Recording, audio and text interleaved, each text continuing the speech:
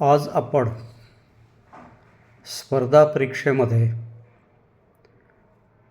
प्रवेशपूर्व पात्रता परीक्षा याबाबत माहिती मिळवणार आहोत.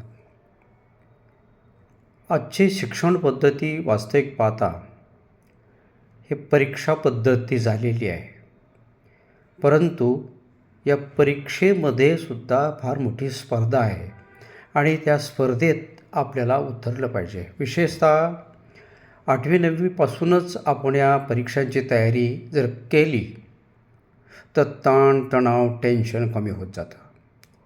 त्यासाठी घरापासून तयारी करावी, शाळेने महाविद्यालयाने याचं नियोजन करावं, मार्गदर्शन करावं आणि खऱ्या अर्थानं स्पर्धा परीक्षांची पायाभरणी करावी. स्पर्धा परीक्षांची खऱ्या तर पायाभूत संकल्पना दृढ झाली पाहिजे. लेखन, वाचन, मनन, चिंतन याच्यातून विचारशक्ती वाढली पाहिजे, व्यासंग वाढला पाहिजे. म्हणजे स्पर्धा परीक्षा ह्या खऱ्या अर्थानं जीवनाचा बीजमंत्र आहे. तुम्हाला तुमच्या जीवनाची तयारी करायची, करिअरची तयारी करायची असेल तर आपल्याला स्पर्धा परीक्षांना सामोरं जावं लागतं. त्याचे नियोजन आपण वेळेच केलं पाहिजे. म्हणजे पुढे जे प्रसंग येतात शिक्षणामध्ये शिकताना ते कमी होतात, ताणतणाव कमी होतो. आपल्याला 10वी-12वीची बोर्ड परीक्षा तर द्यावीच लागते, पण ह्या बोर्ड परीक्षेबरोबरच आपण जर आपल्या स्पर्धा परीक्षांचा व्यासंग वाढवला तर खऱ्या अर्थाने आपल्याला प्रत्येक स्पर्धा परीक्षेची तयारी करता येईल. खरे तर आज जर पाहिलं तर कोणतंही क्षेत्र असं नाही की तेथे स्पर्धा परीक्षा नाहीत. सर्वत्र CET परीक्षा आहेत, पात्रता परीक्षा आहेत. तुम्हाला कुठे जायचं म्हटलं तर त्या परीक्षेला सामोरं जावं लागतं. मेडिकलला जायचे, नीटसारखी कठीण परीक्षा आहे. चांगल्या महाविद्यालयात प्रवेश मिळवायचा आहे तुम्हाला, तर तुम्हाला अगदी प्रथमपासूनच तयारी करावी लागते.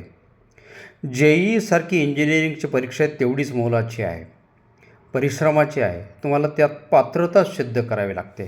त्याचबरोबर महाराष्ट्र शासनाच्या MHT CET परीक्षा आहे, NDA आहे, CUET आहे. अशा अनेक सामायिक परीक्षा आहेत की ज्यांची पायाभरणी तुम्हाला या शैक्षणिक माध्यमिक अवस्थेमध्येपासूनच तयार केली पाहिजे. स्पर्धेत आज संख्या मात्र प्रचंड आहे. भरपूर विद्यार्थी या स्पर्धेमध्ये उतरतात, पण त्या मानानं जागा फार कमी असतात. अशा परीक्षेमध्ये केवळ घोकमपट्टी, पाठांतर याचा काहीही उपयोग नाही. तुम्हाला त्यासाठी समज निर्माण झाली पाहिजे, आकलन निर्माण झालं पाहिजे आणि ती आकलन क्षमता वाढवण्यासाठी आपल्याला नियमित अभ्यास करावा लागतो. वेळेचं बंधन पाळावं लागतं.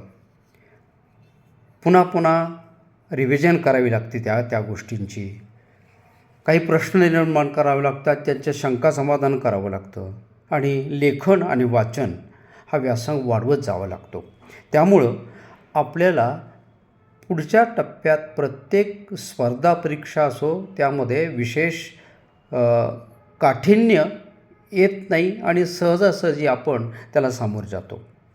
तुमचं प्राथमिक स्तरापासूनच गणित, विज्ञान, भाषा, सामान्य ज्ञान, जनरल नॉलेज, चालू घडामोडी याच्यावर विशेष लक्ष द्यावे लागतात.